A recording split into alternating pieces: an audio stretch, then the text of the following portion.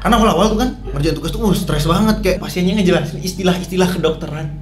Nggak jauh sih. Ternyata panas banget, kepala aku kayak penuh. Itu pertama kali aku OSC, terus pengen nggak datang. Walaupun emang ada dokternya yang ngawasin kita, dan kita nggak mungkin kayak lihat nyabulin orang gitu kan, nggak mungkin ya. Yang aku belajarnya cuman OA sama RA. Yang keluar rekam medis aja kita masih kayak gagap aja. Dokter itu kaget sampai lihat rekam medisku. Karena Alexander, ya dok, kenapa dok? Kenapa kamu gak ngajarin aku?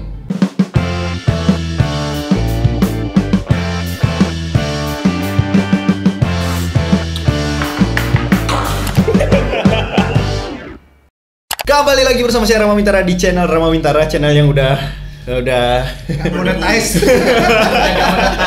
Udah nggak monetize lagi. Ayo bantu monetize channel ini lagi dengan cara menonton video sampai habis. Oke, sekarang kita lanjut masih di series di playlist khusus project terakhir kita, Koas Story. Koas Story adalah suatu playlist yang isinya video-video podcast. Kita menceritakan cerita-cerita kita selama koas di per stase. Di video episode kali ini adalah stase ilmu penyakit dalam atau IPD. Nah, siapkan cerita kalian. Sekarang kita ceritakan di sini. Jadi sebelumnya stase ilmu penyakit dalam ini adalah stase yang di dalamnya itu ada banyak tuh, ada 3 toh, jantung, paru, sama IPD penyakit dalam. Nah, di masing-masing itu bagian itu pasti ada cerita dong. Nah, kalian ada cerita dulu nggak? Ada cerita duluan? Coba gimana Lex? Kalau aku dulu dah. Aku ya. Yang paling aku inget tuh selama penyakit dalam, kan itu emang awal-awal Covid ya. Pas kita koas, kampus lain udah mulai online, kita masih nunggu. Oh iya. Karena orang tua berdebat, rapat. Ingat nggak? Iya. Ingat. Nah, karena saking lamanya nunggu, itu hampir 6 bulan seingatku. Kita mundur ya. Kita mundur karena Covid itu nggak ada yang berani. Kampusnya tuh nggak berani masukin kita. Ada orang tua yang nggak setuju juga. Nah, pas itu aku juga awal-awal penyakit dalam offline di salah satu rumah sakit. Karena belum terbiasa nulis tugas, ngerjain tugas. Karena awal-awal tuh kan ngerjain tugas tuh stres banget, kayak setiap pagi jam 5 bangun, baca-baca dulu, berangkat biar nggak telat. Di ruang DM atau dokter muda tuh baca lagi, baru ke dokternya gitu. Udah baca gitu pun masih aja kena celah-celah dimarah kayak gitu. Sampai akhirnya pas udah sebulan di sana, aku main ke kontrakan kalian. Dibilang musuh lapar anjir, kurang gizi. Tahu sih ya. Tapi kelihatan ya? Kelihatan sih perubahannya. Stres banget sih dulu. Stres banget orang. Soalnya kan kayak perubahan kan, karena ya yang tadi dibilang kita mundur 6 bulan, ya istilahnya kosong lah ya. Kosong, ya benar. Apalagi mau pertama kali awal-awal juga kan masuk IPD dulu. Jadi kayak gimana caranya yang kayak Alex bilang tadi. Untungnya Alex di sisi dididik. Tapi kalau kamu ditekan. Ya itu yang paling ku inget tuh. Perubahan secara garis besar ya. Kalau secara pasien tuh yang aku inget temanku. Ada temanku sekelompok nih. Kan ada jantung, paru, sama penyakit dalam. Nah, kebetulan temanku dapat jantung duluan.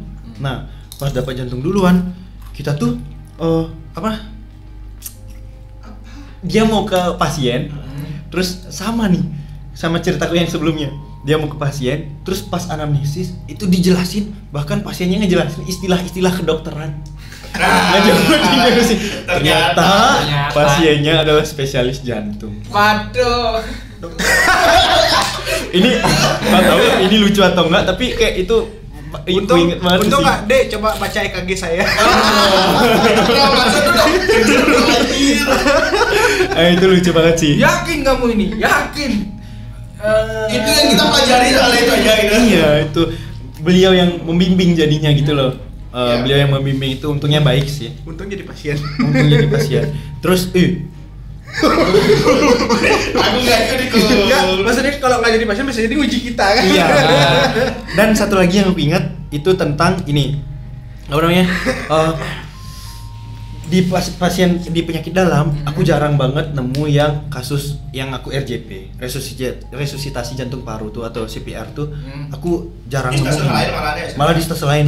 Itu aja sih yang paling ku inget. Kalau IPD di aku tuh apa? Seperti biasa ya, seperti ada di disclaimer di episode awal tuh. Ya, kalau aku sih terbiasa lancar-lancar aja. Dan kebetulan nggak terlalu di tempat yang kayak kalian tempati itu agak ada pressure gitu ya. ada pressure. Kalau aku kan kebetulan ya dokternya atau guru kita tuh enak, gokil gitu loh. Pas di Paru kebetulan nih, apalagi kan. Terus kenapa emangnya? Ya cerita-cerita tempat makan, hobi gitu. Wah, dokternya suka makan juga, suka masak, keren sih itu. Dokter gigi. Oh, lebih ke dokternya baik gitu ya? Ya dokternya asik-asik. Asik. Mau diajak diskusi masalah pelajaran, oke. Diajak diskusi yang lain, oke. Tempat misalnya udah pernah kemana aja misalnya gitu. Oh ke misalnya ke Manado, oh ada makanan gini.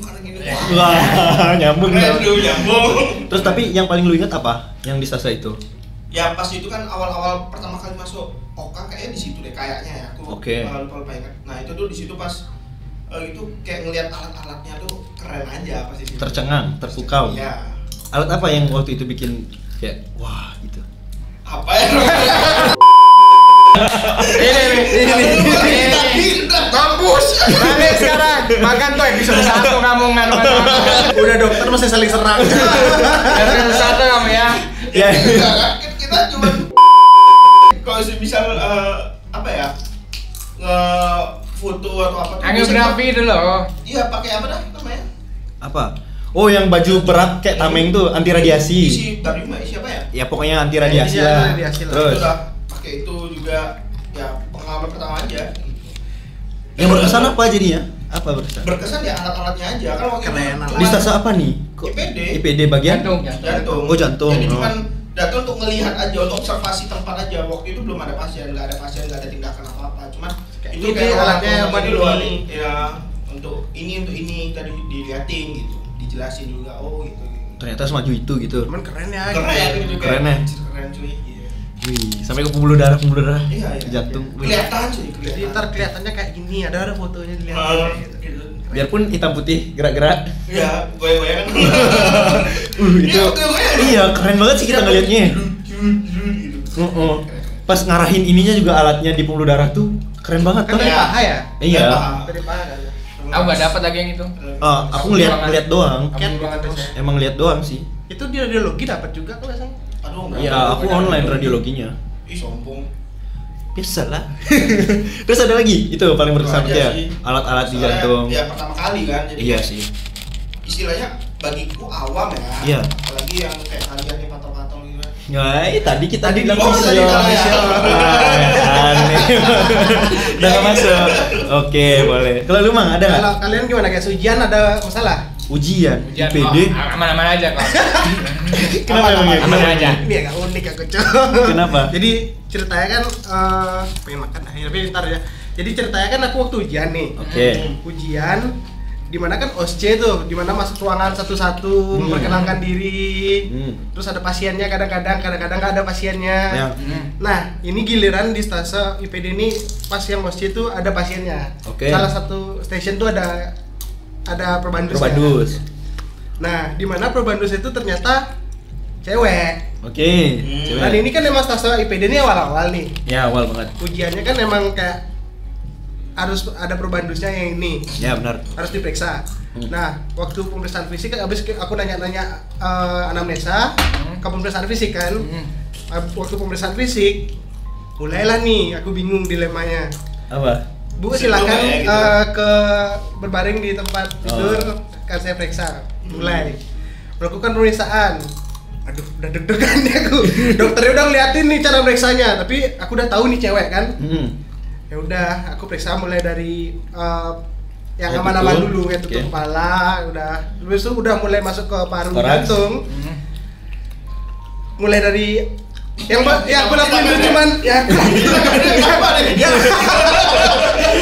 yang aku lakuin tuh masih yang aman-aman aja, kayak misalnya inspeksi dulu. Oke. Auskultasi kan masih bisa tuh, Pak. Masih, Saya nggak aman. langsung nyentuh. Nah, waktu palpasi itu. Bingung. Nah, itu aku dilema.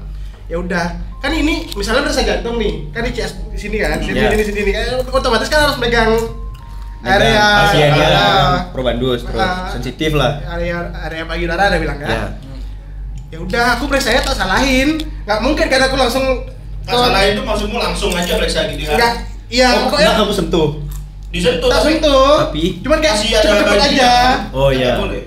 Ya, bisa. Terus pasti pakai baju kan harusnya dilepas bajunya. dulu. Kalau pasien cowok biasanya kan kita lepas aja. Pak, bisa dibuka bajunya, dibuka sama dia. Ini kan agak aduh. Tapi udah info konsen tuh. Udah. Untuk buka baju. Tapi kan tetap ini aku mikirnya ini ujian OSC, ujian kan bukan sesuatu yang benar-benar kita lakukan ke pasien yang di ruangan gitu.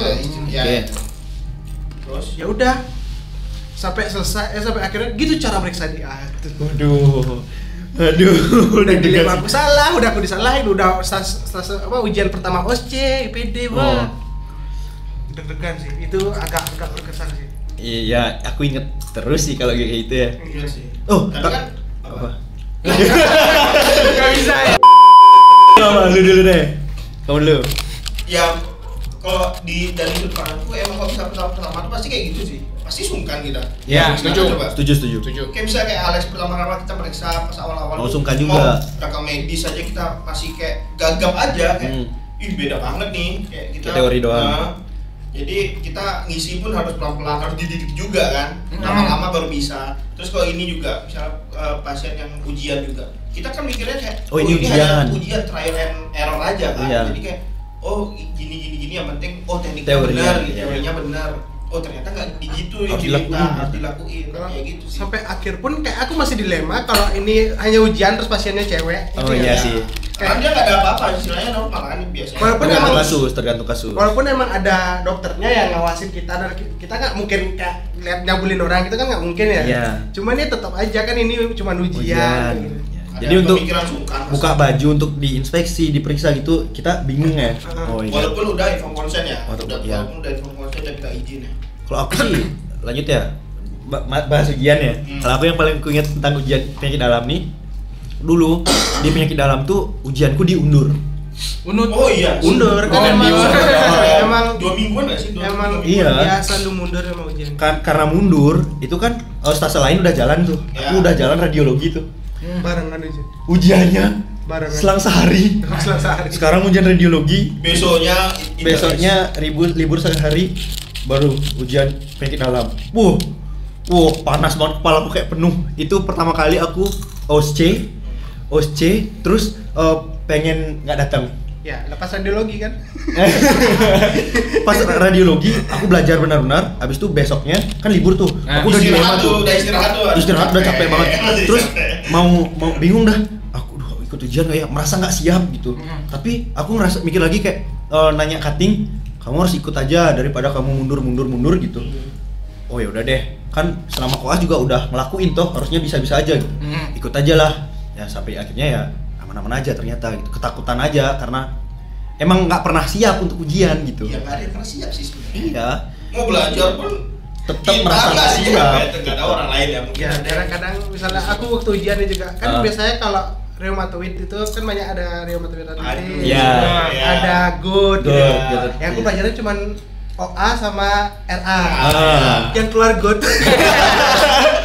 Oh iya. Sering terjadi sih, Dapatkan Stoylist Koas Kit Bag, tas organizer minimalis untuk koas dan kegiatan sehari-hari seperti fotografi dan sebagainya. Jangan biarkan ada barang yang tertinggal. Link di deskripsi. Dulu ya. Apa? Jadi kan kita ini angkatan yang COVID offline kan. Oh iya, COVID offline. Yang sebelumnya COVID online, kita COVID offline. Jadi kebetulan penyakit dalam ini adalah stase pertama. Jadi pertama kita yang baru keluar dari dunia preklinik tiba-tiba terjun langsung ke pasien dan mengimplementasikan apa yang kita pelajarin selama beberapa tahun ini. Ya. Nah, jadi aku masih ingat banget di penyakit dalam ini ada waktu hari pertama itu kita disuruh periksa pasien. Waktu itu kan aku juga bingung itu cara meriksanya gimana. Baru pertama kali ya? Baru pertama kali banget, bener-bener baru pertama kali banget.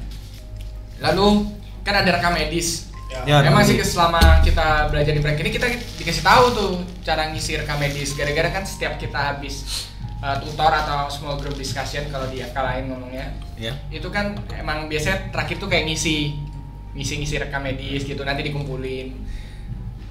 Nah tapi kan sekarang kan kita ngerjainnya ini secara langsung live nih, nggak bisa kayak apa, kalau nggak bisa kayak mengarang bebas. Lalu kalau nggak kita tanya itu nggak bakal keluar seumur hidup. Iya benar.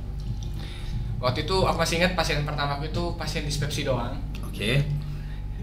Dan sistemnya waktu koas COVID offline di tempat itu, jadi hari pertama kita masuk, kita cari pasien, kita periksa semuanya. Besoknya kita itu akan mempresentasikan pasien kita itu secara online. Oh gitu, online dulu ya? Jadi terus dia kan awal banget. Jadi kayak ganti-gantian gitu loh. Offline, online terus selama 1 minggu. Nah, kan waktu itu kan masih zamannya deg-degan ya. Pertama kayak ketemu pasien, akhirnya aku buat rekam medis ya seadanya aja. Mulailah hari presentasi besoknya. Terus? Nah, di presentasi besoknya ini dokter itu kaget sampai lihat rekam medisku. Karena kayak bersih, kosong.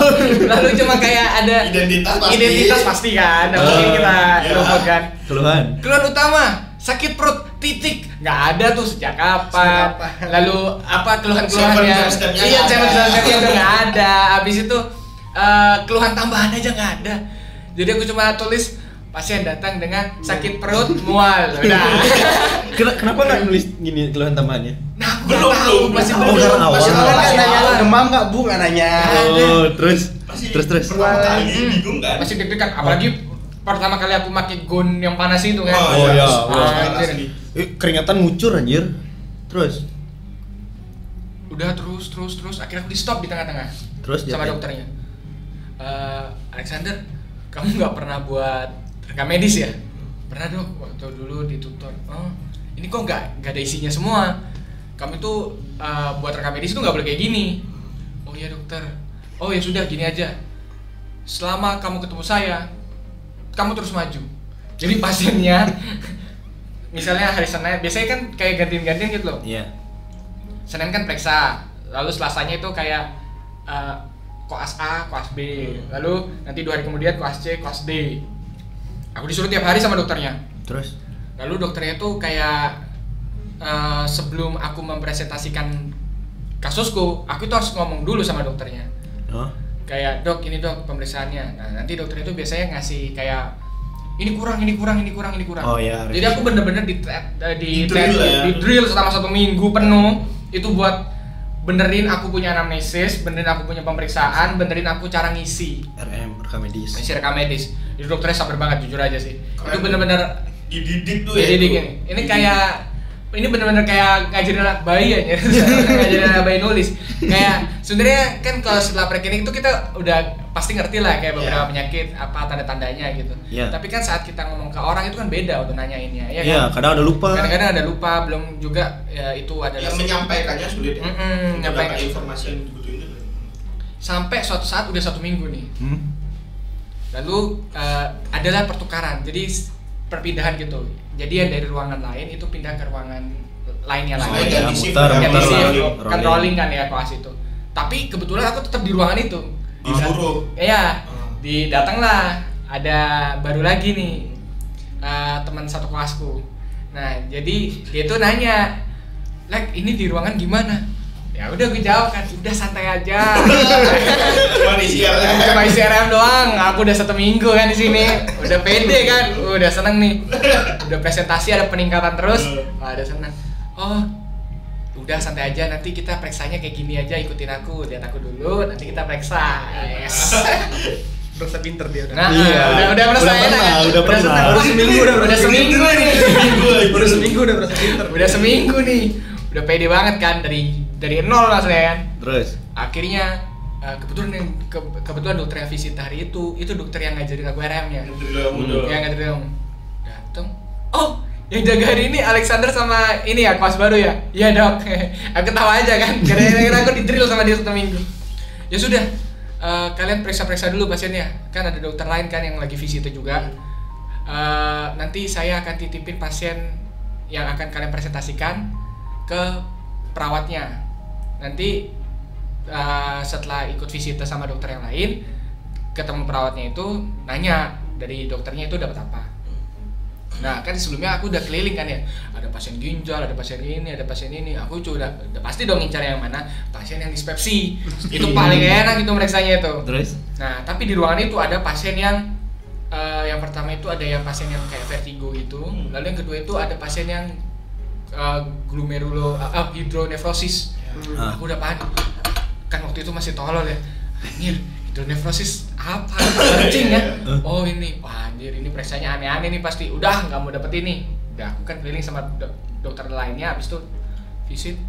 Dok, oh ini ya koasnya dokter ini. Iya, katanya dititipin kasus ya. Oh iya, ini untuk Alex yang ini, untuk Agung yang ini. Tak buka, ceder yang hidronefrosis. Yang temanku itu yang kena yang vertigo muter itu. Oh, iya. Terus habis itu periksa lah pasiennya. Nah ini kesalahan nih, karena kita masih baru, kita itu sering bolak-balik ke pasien itu pasti ada ya, 2 kali, 3 kali, 4 gitu kali. Nah aku kan sudah bolak-balik sebelumnya kan 3 kali ke pasien itu. Ya. Lalu pas yang terakhir itu waktu aku periksa dia punya abdomen. Keempat nih. Iya. Pas dapat itu tuh dia teriak. Okay. Nah awalnya dia tuh gak ada teriak, dia tuh kayak meringis kesakitan. Aku kan nggak fokus ya, aku kan coba fokus ke pemeriksaan, nggak fokus ke pasiennya. Pasiennya tuh ini tiba-tiba teriak, aku udah takut kan, anjir aku udah buat kesalahan kan. Lalu tiba-tiba sekarang aku harus periksa dia lagi. Nah, sungkan tuh. Ya, enak deh. Nah tapi sebelum itu perawatnya tuh bilang, oh kalian berdua sebelum kalian presentasi disuruh mampir dulu ke dokter ya ke atas, diperiksa dulu. Nah seperti biasa, dari luka 1 minggu ternyata masih berlanjut. Terus? Udah datang, udah nulis RM nih. Udah nulis RM. Nah datang ke atas ke poli. Oh itu ya sudah suruh masuk. Oke. Kita lihat yang punya Agung dulu. Nah kan punya aku kan udah kayak udah 1 minggu nih, masa gak ada perubahan. Lebih lengkap lah. Ini siapa yang ngajarin kayak gini? Langsung gitu kan. Ini siapa yang ngajarin kayak gini? Kok buat rekam medis kok nggak lengkap? Alexander, ya dok kenapa dok? Kenapa kamu nggak ngajarin aku? Aku udah mati bilang, lah ini kan hasil ajaran. Aku udah suruh dia ngikutin salah lagi. Ikutin nih, apalagi dia yang salah. Oh iya baik dokter. Oke, Alexander mana? Oke bagus, peningkatan ya kamu ya. Tapi ada satu pemeriksaan yang kurang, pemeriksaan bimanual. Tahu kamu pemeriksaan bimanual apa? Gak tahu dok, apa itu? Ya sudah, nanya kan perawat. Ini pasien masih banyak? Masih dok, masih ada beberapa. Ya sudah, kalian berdua keluar dulu, nanti masuk lagi. Oke, keluar, aku searching kan bimanual. Ternyata bimanual itu kayak kan pakai namanya bimanual berarti pakai 2 tangan kan. Yeah. Jadi 1 tangan itu nekan ke bawah, lalu yang ke bawah ini akan palpasi organnya. Nah, jadi posisinya kayak gini. Ginjal kan. Aku anjir pasiennya kan hidronefrosis, tadi tak pencet atas aja udah teriak nih. Lalu dia udah teriak gara-gara aku yang meriksa. Aku pikir wah ini pasti bete sih pasiennya aku, kalau diperiksa kayak gitu ya pasti bete juga kan. Oke, Alexander lengkapin pemeriksaan manualnya. Ngomonglah aku ke dokternya, dok. Tadi pasiennya terakhir saya periksa jerit-jerit dok. Gimana saya periksa bimanualnya kalau kayak gini? Udah santai aja, bilang aja saya nyuruh. Kan kamu harus tahu cara pemeriksaan bimanual. Ya baik dokter. Turun ke bawah. Aku sama Agung, pertama Agung dulu kita perbaiki nih. Kita perbaiki. Kan aku itu yang buat kayak gitu. Perbaikin RM. Udah selesai perbaikin RM. Aku bilang, ini kamu aja periksa bimanual. Itu pasiennya tuh tadi tuh udah marah-marah, udah teriak-teriak ini. Kan aku gak enak udah sama pasien. Oh iya lagi.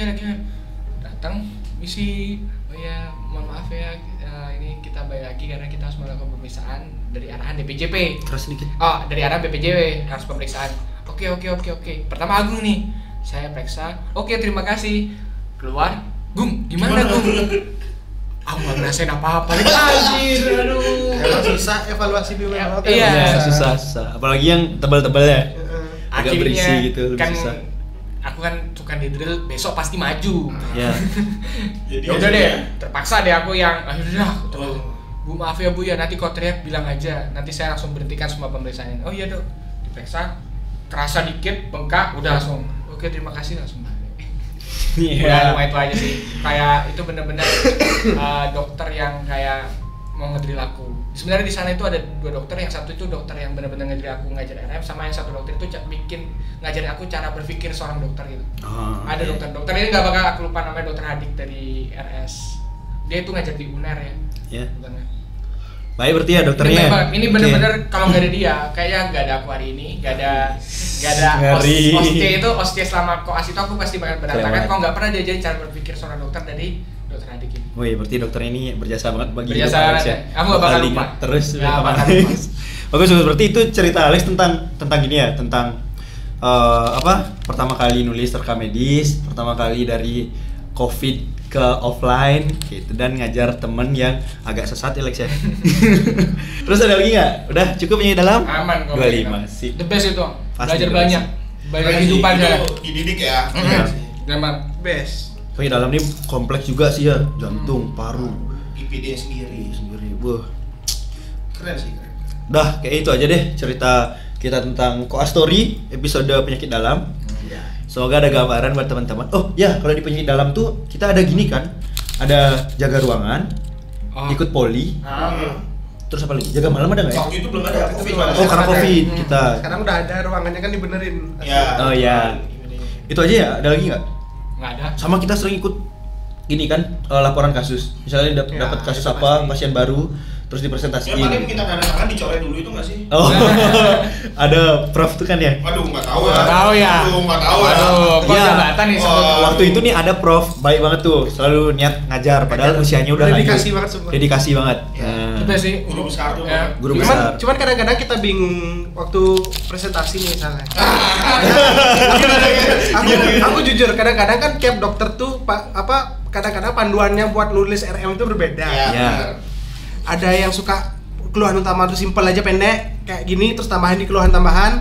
Ada yang kayak di keluhan utama suka kronologi semuanya udah ditaruh di keluhan utama.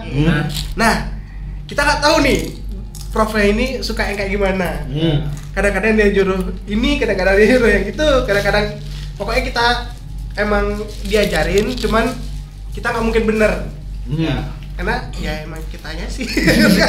Ya udah jadi ya dapat berdiri deh kita 3 jam. Oh ya kalau presentasi ya. Ya presentasi pasti berdiri 3 jam. Tapi respect di umur segitu dia masih bisa Ya, ngajar ingat gila keren banget. Iya. Dan Bisa inget pinter banget. Oh pantes prof. Iya. Pinter banget. Punya Subandiri Skor. Subandiri Skor kan? Oh iya punya buat penelitian. Subandiri punya dia. Skor. Oh iya ya benar. Sekasih. Iya ya. Keren. Anjir, pantes pintar. Prof. Pantes prof. Pantes prof. Ciptakan ini lagi nilai. Desas-desusnya dia tuh ngajar kita tuh naik bemol. Wih keren banget sih.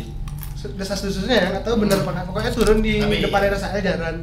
Dedikasi sih keren. Respect. Salut. Oke, itu aja dah kayaknya. Oke, itu aja untuk episode kali ini tentang penyakit dalam. Nanti kalau teman-teman ada yang koas punya cerita lain bisa tulis di kolom komentar. Kita sharing-sharing aja ya. Bisa tanya ke lagi sih. Nanti kita